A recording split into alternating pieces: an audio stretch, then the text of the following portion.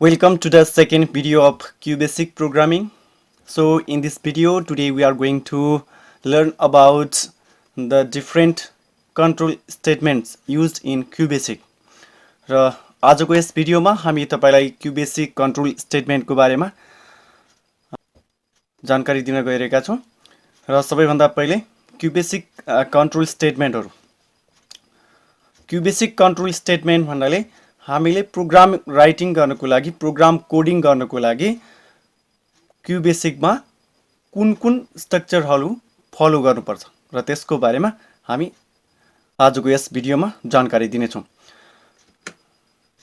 So in Qbasic there are three types of control statements. They are sequential statement, branching or selectional statement, looping or iteration statement. र Qbasic मा यहाँ तीनटा types को control स्टेटमेन्टहरु छन् जसमा चाहिँ first one sequential statement र second मा ब्रान्चिङ और selectional statement. यसलाई डिसिजन मेकिङ स्टेटमेन्ट पनि भनिन्छ. त्यस्तै लुपिङ और इटरेसन स्टेटमेन्ट. तीनटा टाइप्स को प्रोग्रामहरु हामीले Qbasic मा गर्छौं. एउटा सेक्वेन्शियल प्रोग्रामहरु, अर्को ब्रान्चिङ अथवा सिलेक्सनल स्टेटमेन्टमा आधारित प्रोग्रामहरु र अर्को लुपिङ स्ट्रक्चरमा आधारित प्रोग्रामहरु. र यही तीनटै बेसमा रहेर हामीले Qbasic प्रोग्रामहरु कोडिङ गर्ने गर्दछौं. फर्स्ट वान छ sequential statement. The flow of program is sequential or step by step, top to bottom, without any branching is known as sequential statement. In sequential statement, the flow of program is top to bottom. र sequential statement मा हामीले के गर्छौं त भन्दा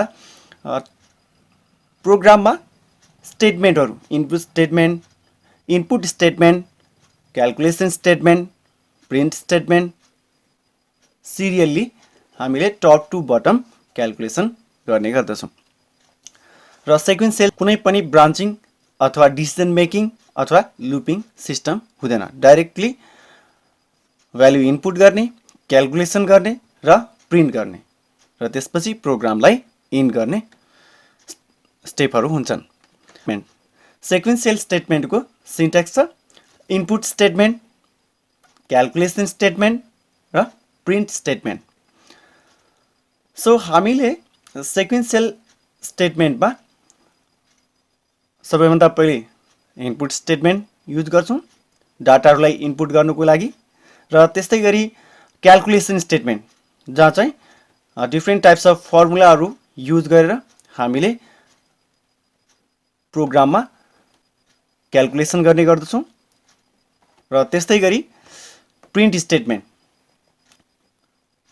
हामीले calculation गरेको डाटाहरुलाई display गर्नको लागि प्रिन्ट स्टेटमेन्ट युज गर्छौं अथवा आउटपुटको रूपमा हेर्नको लागि प्रिन्ट स्टेटमेन्ट युज गरिन्छ.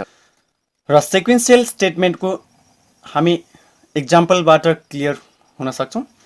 यसमा चाहिँ एउटा एक्जाम्पल दिएको छ र फर्स्टमा CLS we use CLS to clear the screen. यदि हामीले कुनै प्रोग्राम रन गरेको छौं भने अथवा प्रिभियस रिटन प्रोग्राम छ र त्यसलाई रन गरेको छ भने त्यसमा भएको आउटपुट स्क्रिनमा रहेको प्रोग्रामलाई इरेज गर्नको लागि हामीले CLS युज गर्छौं, क्लियर द स्क्रिन. र त्यस्तै गरी input enter the first number as a variable p. र इनपुट स्टेटमेन्ट हामी कुनै पनि डाटाहरुलाई इनपुट गर्नको लागि युज गर्छौं, भेरिएबल असाइन गर्नको लागि अथवा डाटा इनपुट गर्नको लागि. र यो स्टेटमेन्टमा यहाँ भेरिएबलको रूपमा p लाई इनपुट गरिएको छ र त्यस्तै गरी इनपुट सेकेन्ड नम्बरको रूपमा हामीले यहाँ q लाई इनपुट गरेका छौं. र त्यस्तै गरी यो इनपुट स्टेटमेन्ट जो छ यसमा चाहिँ p र q लाई एज अ भेरिएबल दुईटा नम्बर हामीले इनपुट गरेका छौं र प्रत्येक स्टेटमेन्टमा मेसेज डबल कोटेसन मार्क भित्र लेख्ने गर्छौं र डबल कोटेसन मार्क्स पछि सेमिकोलन र त्यसपछि मात्र हामीले भेरिएबल असाइन गर्ने गर्दछौं। र त्यस्तै गरी प्रोसेसिङ स्टेटमेन्टमा छ sum equal to p plus q। एउटा अर्को सम भन्ने भेरिएबल छ।